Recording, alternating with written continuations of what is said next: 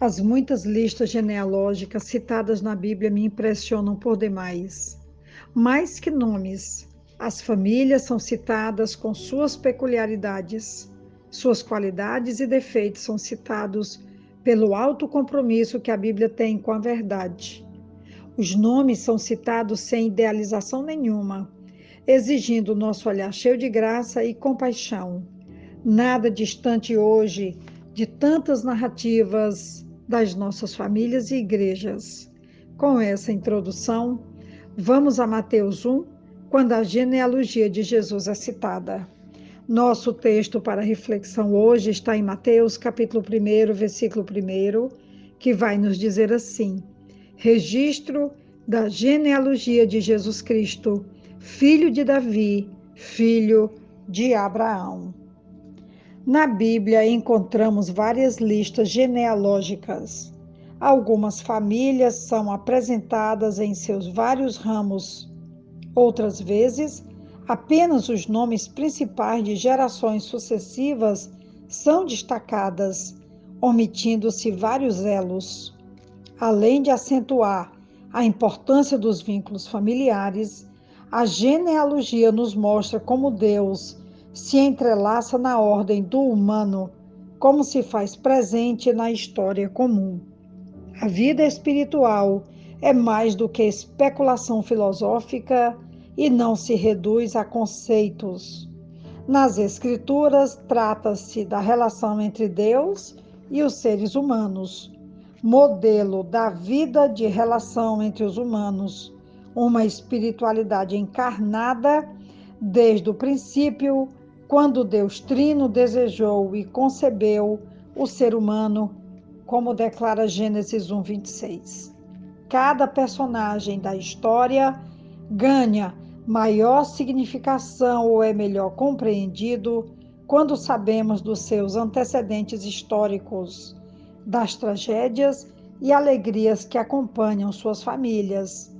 Nas narrativas bíblicas, vários dos registros das filiações inserem comentários adicionais que contextualizam o personagem e realçam aspectos comuns e dignificantes, como também deixam claras as falhas de caráter e os incidentes que acontecem no universo familiar.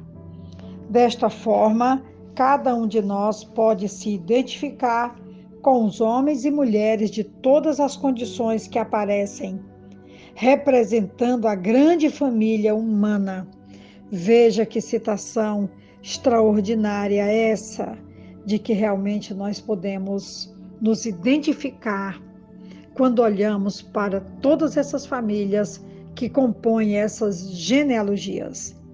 A Bíblia não deixa lugar para idealização de nenhuma personagem, como eu já citei lá na introdução. A Bíblia declara em Romanos 3:23 que todos pecaram. Quanto ao registro dos antepassados de Jesus, o Filho de Deus, encontramos que é nascido de uma jovem virgem, proveniente de uma pequena vila na periferia do Império Romano, como declara Mateus 1:23, que diz assim: a virgem ficará grávida e dará à luz um filho e lhe chamarão Emanuel, que significa Deus conosco. Humanamente não descende de heróis impecáveis, nem perfeitos. Ao contrário, seus antepassados humanos representam o ônus de sua encarnação, uma marca de sua identificação com a raça humana, objeto do amor redentor de Deus. É por isso que Jesus é chamado de o Redentor da humanidade. Das pessoas citadas, encontraremos fatos que exemplificam que devemos ter uma consideração realista, misericordiosa e esperançosa com nossas próprias raízes e a de outras pessoas. Todos descendemos de heróis e vilões. Por pior que seja a história de nossos antepassados imediatos ou remotos, não há sentido em temer qualquer maldição hereditária, pois em Cristo Deus cancelou toda maldição e tudo se faz realmente novo. A genealogia de Jesus Cristo, que declara que Jesus é o Verbo, que se revela por toda uma história, em meio a uma família, em meio às relações humanas. Essa passagem de João 1:1, que diz que no princípio era o Verbo era Deus e o Verbo estava com Deus. Essa passagem não só nos informa quem são os antepassados de Jesus, mas também a história de todo um povo, o povo escolhido por Deus, com seus altos e baixos, seus triunfos e derrotas. As genealogias servem também para percebermos o ritmo que é gerado ao longo do tempo. A mensagem implícita é que os propósitos de Deus se cumprem, apesar dos inúmeros erros humanos, de guerras e de crises mundiais.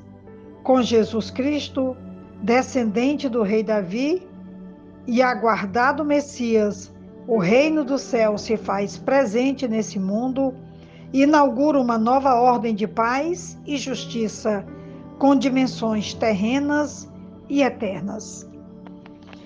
As genealogias, como eu citei lá no início, elas me impressionam por demais. E o outro fato é que a Bíblia não esconde a realidade, os defeitos, os desvios de caráter dos seus heróis e também dos seus vilões. Nós sabemos que a Bíblia narra a história de famílias, narra também a história de reinados, narra também propósitos, e nós temos tudo isso e nós podemos dizer que ainda assim vale a pena ler, meditar, crer e proclamar como palavra de Deus, como ela realmente é. Eu não sei se você tem tido cuidado de olhar para as genealogias da Bíblia e olhar para a sua própria genealogia e agradecer a Deus, porque independente das pessoas que nós mais amamos, da nossa família ou familiares, ou daquelas que não amamos tanto, ainda assim, não é por acaso que estamos dentro de um clã, não é por acaso que estamos dentro de uma narrativa, dentro de uma história que está sendo construída, que está sendo bordada, que está sendo costurada. O objetivo pelo qual Deus tem trazido para nós todas essas narrativas ao longo da Bíblia, porque não é só Mateus que cita, nós temos várias genealogias ao longo da Bíblia. O objetivo é Deus mostrar as falhas, os defeitos e, acima de tudo, que Ele não desiste e que o seu amor ainda assim prevalece, perdura e nos alcança, continua nos alcançando. Então não desista da sua família, não desista da sua igreja, por maiores que sejam as pelejas, os obstáculos.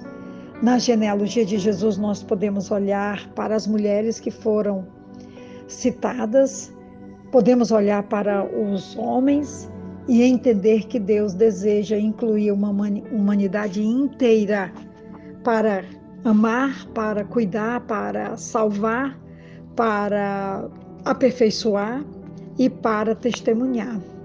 E é sobre isso a nossa reflexão hoje. Eu estou com o coração cheio de gratidão, porque eu olho para as genealogias, olho para a minha própria história e eu olho para Deus, eu me encho de esperança e de gratidão. Eu espero que você possa fazer a mesma coisa. Um grande abraço da pastora Betinha, eu desejo uma ótima reflexão e que Deus nos abençoe. Amém.